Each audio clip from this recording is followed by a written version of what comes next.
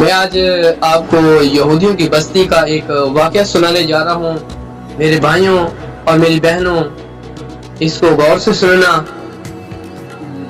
یہ دنیا کی طریق میں اللہ تعالیٰ نے قوموں کو عزت بھی دی اور ذلت بھی دی۔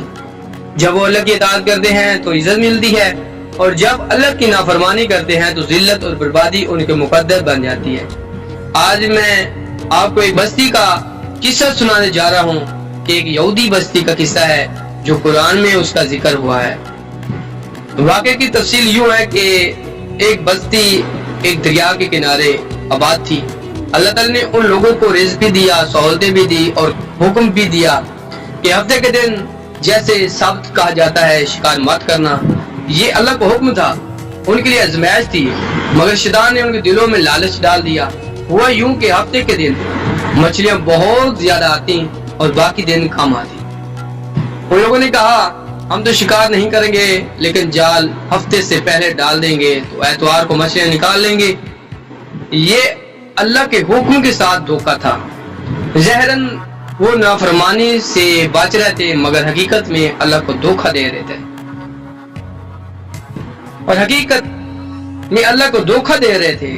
اور یاد رکھو، اللہ کو کوئی دھوکہ نہیں دے سکتا۔ پھر انجام کیا ہوا؟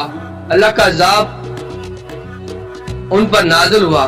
قرآن کہتا ہے کہ اللہ نے فرمایا کونوا قردۃ خاسئین، یعنی ہو جاؤ ذلیل بندر، اور دیکھتے ہی دیکھتے وہ سب کے سب بندر بن گئے۔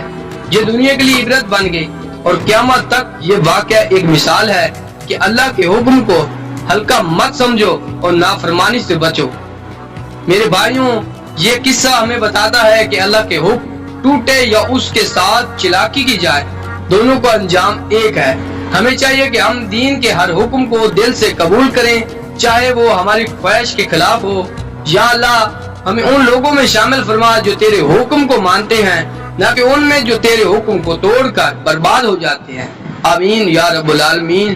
اگر آپ کو یہ ویڈیو اچھی لگے تو آگے شیئر کریں۔